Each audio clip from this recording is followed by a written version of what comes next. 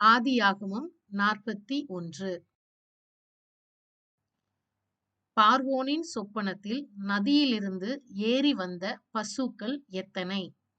14. இரண்டாம் விசை பார்வோன் எதை குறித்து சொப்பனம் கண்டான்? கதிர்கள். யார் யாரால் பார்வோனின் சொப்பனத்திற்கு அர்த்தம் சொல்லக் கூடாமற் போயிற்று?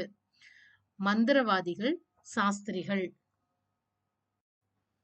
சொப்பனத்திற்கு அர்த்தம் சொல்ல யோசேப்பு எங்கிருந்து அழைத்து கொண்டு வரப்பட்டான்? காவல் கிடங்கிலிருந்து. எகிப்து தேசத்தின் விளைச்சலில் எத்தனை பங்கு வாங்கும்படி யோசேப்பு கூறினான்? 1/5. தேசத்திற்கு அதிகாரியாக எப்படிப்பட்ட மனுஷனை ஏற்படுத்தும்படி யோசேப்பு கூறினான்? விவேகமும் ஞானமும் உள்ள மனுஷனை.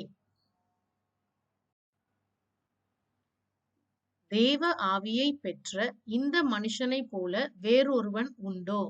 யார் யாரிடம்? பார்வோன் தன் ஊழியக்காரரிடம்.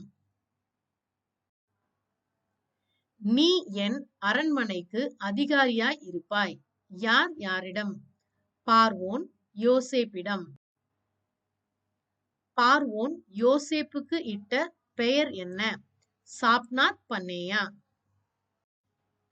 யோசேப்பின் மனைவி பெயர் என்ன? ஆஸ்நாத்.